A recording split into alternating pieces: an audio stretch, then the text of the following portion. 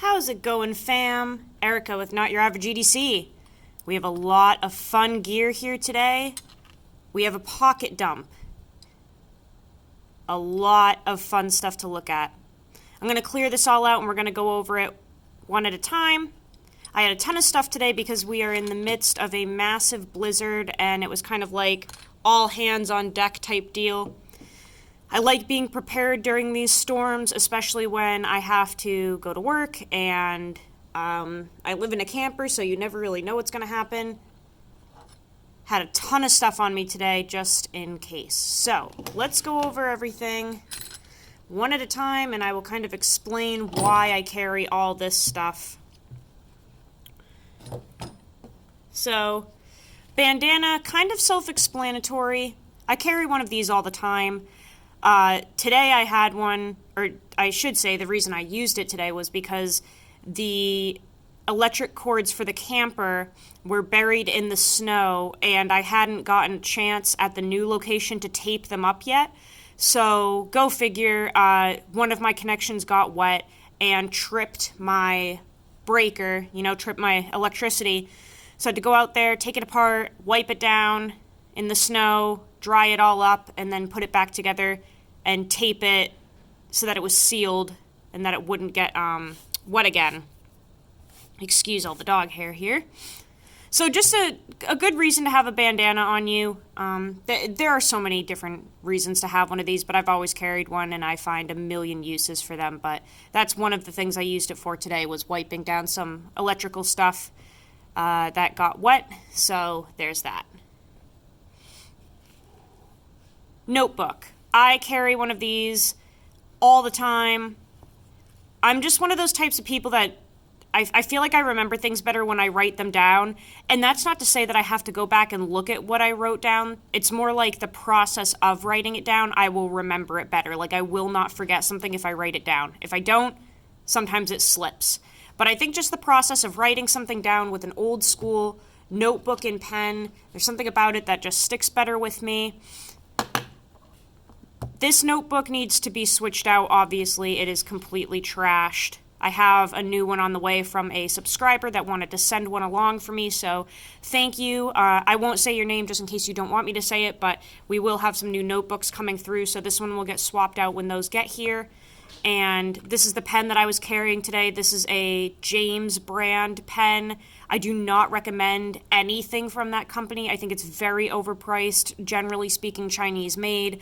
And, it's just one of those like hype train things. I don't think they're worth the money. This one I've had for many, many years. I put this one in the pocket because it was riding on one of my side like cargo pockets in my Carhartts. And I do like how it has this little lanyard attachment. So, it's easy to pull in and out of the pocket with that. But aside from that, it feels like a cheap pen, even though it was expensive and I'm just not the biggest fan of this brand. I really like tactile turn pens and I like big idea design pens. But go with tactile turn if you want American made. But there's the pen and notebook set. I'm constantly writing things down, video ideas, grocery lists, products that I want to review. You just can't go wrong with that. Next, we have the Multitool. So today I carried the Tale of Knives sheath with a Victorinox Spirit X inside of there. This is a sheath that I've been testing for a month now. I really can't recommend it anymore. Like, this is just... Okay, that sounded wrong. I can't recommend this enough is what I was trying to say. This is a fantastic sheath. I mean, I have just never experienced such quality. This is a fantastic multi-tool sheath. And I do have my trusty Victorinox Spirit X in there. As you can see, it fits very snug. You do have that push-up area that they've put in there. But this is just a fantastic multi-tool. I have thoroughly tested this on the channel. There is a review and testing that I recorded with this, but it's just a fantastic multi-tool, Swiss-made, really, really nice. A great alternative to a Leatherman if you're looking for a little more of like a sleek, elegant tool, and one that is very well made and if you're kind of done with Leatherman after the shit they pulled with that Tale of Knives ripoff, this is just a great option.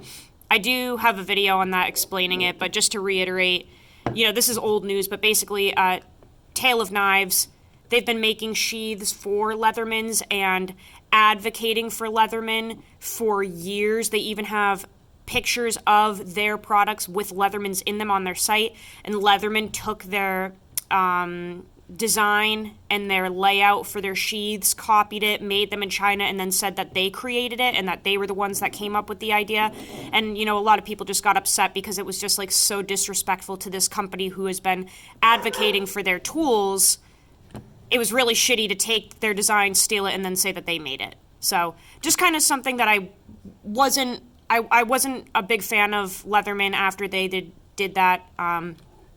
Tale of Knives is the original sheath maker of these style sheaths. So that's my multi-tool, tried and true, really good, solid tool here. Pretty lightweight in comparison to a lot of Leathermans. That's another thing that I like, is that this is a full-size multi-tool with a full loadout on it, and it doesn't weigh as much as some of those really heavy Leathermans, and it also just has like nice contoured handles. It's just comfortable. Just really comfortable. It's not as blocky and bricky, I guess, as a Leatherman, which I really like. It's kind of more sleek and elegant, but I used this in construction and it never let me down, so really nice tool. Oh, and obviously, a multi-tool is kind of like your one and done for a little tiny toolbox on your belt sheath, and that's why I carry one if I think that I could encounter some tasks throughout the day that would require something like this. I don't want to carry a toolbox around in a blizzard with me, so I have this, and I can do whatever I need to do with it. Next is the wallet. Never ever changes. Fail-safe goods. Sidewinder wallet. It's just not going anywhere. It's perfect. This one is beat to shit. I've had this for a very long time. There it is. Today, I switched my Surefire Titan out for the Surefire EDC L1-T. This is a way higher power flashlight. It's bigger, it's easier to grab out of the pocket with gloves, it just has a way higher throw, it's just all around better. So in a storm, obviously we lost power, we haven't had it all day, and this is great for days where you lose power. It has 2 modes, low and high. The throw on this is insane. High lumens, 500 I think? It's just a really nice flashlight, and I love using this when shit hits the fan, basically. It's just an awesome flashlight. There is a full review on this light on my EDC Gear Reviews playlist. Everything that you're going to see in this video should have a review. Just a heads up. Next is my Mr. Nice Bar Pry Bar. It's very icy, very snowy. You don't know when you're going to have to pop a cover off of something or chisel through some ice to get to a valve or who knows what. So have my titanium pry bar on me. This one is, you know, pretty expensive and the creme de la creme, but I do use it, and I adore this thing. It has been through some crazy stuff. I think I have a video on the channel of me using a hammer on the back of this and like chiseling, or not chiseling, but bending metal using this and a hammer on like a doorway threshold thing at one of my old jobs at the farm. But yeah, I've beat this thing to crap. It's a fantastic pry bar, very lightweight, incredibly durable and sturdy. I just love it, and it is really useful for chiseling ice away. I've used this to separate and chisel fertilizer when I used to work at the farm, and it would get like, not congealed, but it would all clump together. I would use this to separate it. This one is anodized in the chocolate color. These tend to come in just a raw titanium silver, but yeah, I asked Archie to do this in chocolate so that it would match my track speed from Grumpy's EDC, and I think this just looks so good with the brown tactical cord and chocolate anodization on both of these items. I just think that looks really nice, and it's super useful. I've used this literally a million times. I did throw a kind of regular sized folder into the pocket today. Again, I was wearing gloves literally all day. I have them here. They're still drenched. I was wearing my Kinkos all day. I've been outside the entire day shoveling and chipping ice away and clearing cars and doing pathways and clearing off propane tanks and making access to things. So these are the gloves I've been wearing the entire day. As you can see, they're pretty bulky. They're leather. They're very warm but very bulky. They're drenched. But that's why I did choose the pair of 3 today as my folder, because this is glove friendly with that large deployment hole. Very easy to pull this out of the pocket with gloves on, access the blade, and put it back without taking your gloves off. So this is just my go-to folder if I know that I'm going to be wearing work pants and wearing work gloves. I love this thing. Full review and test updates on this one on the channel. This one got a full month of carry before I did the review. I adore S45VN from Spyderco. I think it's one of the best steels that they do. The heat treat on it is absolutely flawless.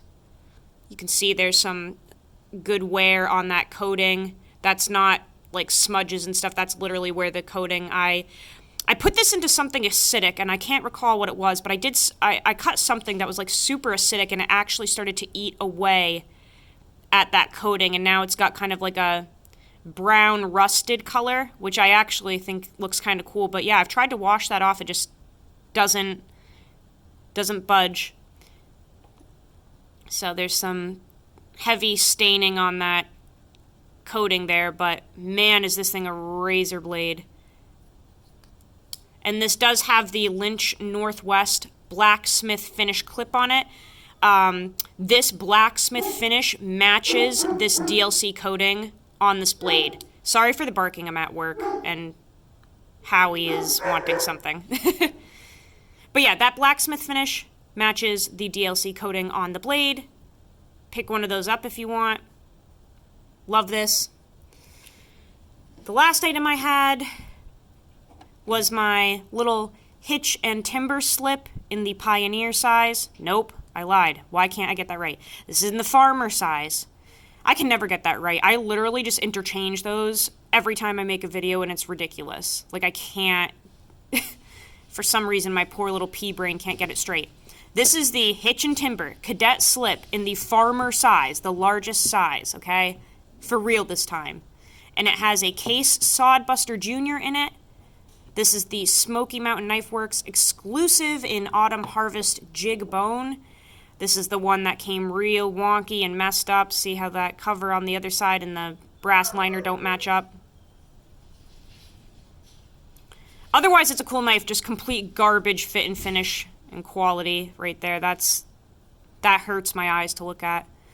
But this is in 1095 high carbon steel. As you can see, that is totaled. That is a lot of patina. So this is a knife that I use to cut up my food. Hence why it's got that beautiful patina on there. But I guess Case has switched to 1095 for their tool steel instead of the chrome vanadium. So this is one of their knives that it says 1095 down in there, but 1095 steel. Beautiful knife otherwise. You know, the quality or the fit and finish is just trash on these things, but that cosmetic defect right there is not going to affect the usage of my knife, so I kept it and I've obviously been using it. I put my own edge on this, razor sharp, sharpened really nice, and it's been holding an edge very nicely. I will say that. really nice edge on this, and it holds it if you put a good edge on it, so that's exciting. But that rides in this farmer-sized slip from Hitch and Timber. I've been loving this. This is in Crazy Horse leather. I've had this for 3 weeks maybe. It's breaking in really nicely. I had my friend put that lanyard knot on there so I can pull this out of the pocket with ease. But these are my favorite slips for these little, Swiss Army knives and sod busters and little pocket knives. I just love these slips. I've had great luck with Hitch and Timber so far. So, yeah, love that. This rides in there. I can also put my GEC bullnose in here and it fits perfectly. Just a really nice little setup. Slides right in. I just think that looks beautiful. And I do have another one of these in the Pioneer size for my slimmer Sodbuster Juniors, but that's at home. The exciting thing is I reached out to Hitch and Timber a couple times. And I decided to one more time before I gave up, so I messaged them yesterday. I was like, hey, I really like your products. If you ever want to send one along, something different than the slips that I have, I'll test it on the channel and review it. And finally, a guy got back to me and he's like, hey, sorry for the late response. I'll send you a run 2.0 or whatever to test on the channel. So he sent that out today. I'm wicked excited about it because I don't work with companies. I've been reached out to by so many freaking companies, it's not even funny. Like, almost every company that you can think of has reached out and been like, hey, do you want to work together? But they give me a narrative to follow. They give me a protocol, and I'm like, nope, not doing that. So I really have never worked with anyone. I've had a couple pieces come through that, the maker actually let me say the truth, and I've featured those before. But this is the first time that I have reached out to someone else and been like, hey, can I try one of your things on the channel? I'd love to work together because I really like your stuff. So kind of a big step for me, but I feel like I kind of had to do it. It's really hard to move the channel forward when you don't have money to buy gear. That's basically where I'm at right now. And I don't want people sending me free stuff where I have to give it a good review when I don't want to. That's why I reached out to these guys. I didn't wait for someone to reach out to me and be like, hey, I'm going to send you some stuff and here's what I want you to say about it. I actually reached out to them and I'm like, I'm a poor peasant and I really like your stuff. So do you want to send me something? I'll give it an honest review, but I really like your gear. So that's exciting. Kind of a new upgrade coming. I'll feature that when it gets here. But that's what I carried today, guys. I will see you on the next video. Go use your shit. Learn how to sharpen your knives. Have fun with your gear, and I will see you on the next video.